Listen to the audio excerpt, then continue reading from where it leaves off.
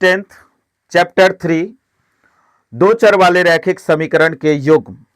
इसके बारे में कुछ इंपॉर्टेंट बात है जो मैं आपको बताने जा रहा हूं।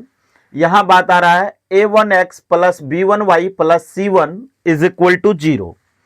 फिर अगला बात है a2x plus b2y plus c2 is equal to 0।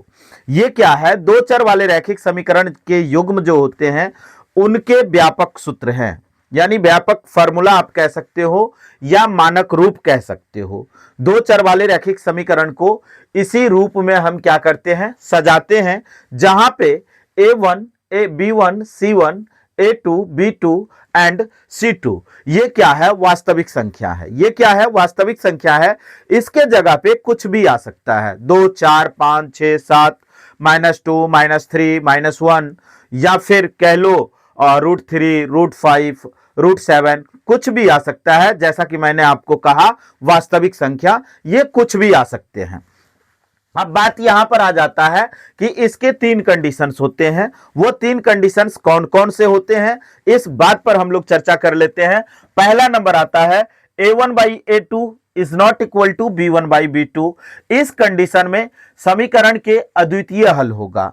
इस कंडीशन में क्या होगा? जब यह फॉर्म तैयार करेगा तो समीकरण के अद्वितीय हल होगा और इसके द्वारा जो आलेख बनेंगे यानी रेखा जो बनेगा वह रेखाएं एक दूसरे को प्रतिच्छेद करेगा। वह रेखाएं एक दूसरे को क्या करेगा?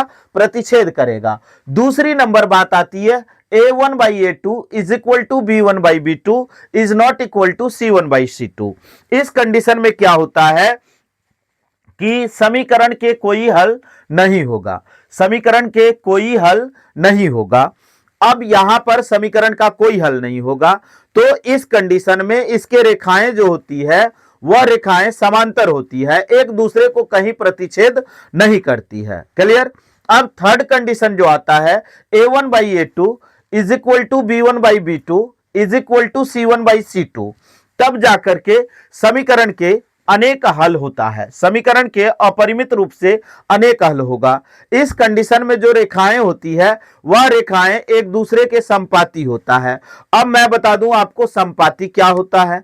संपाती का मतलब होता है एक लाइन आपने खींचा और उसी पर एक दूसरा लाइन हो जाए, एक लाइन पर दूसरा लाइन आ जाए तो उसी लाइन को हम लोग क्या कहते हैं? संपाती रेखा कहते हैं।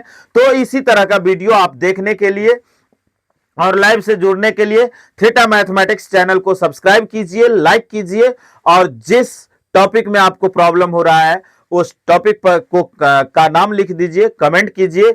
मैं जरूर उस टॉपिक को लेकर के उपस्थित रहूंगा और मैं कोशिश करूंगा कि आपके प्रॉब्लम को दूर कर दूं। चलिए।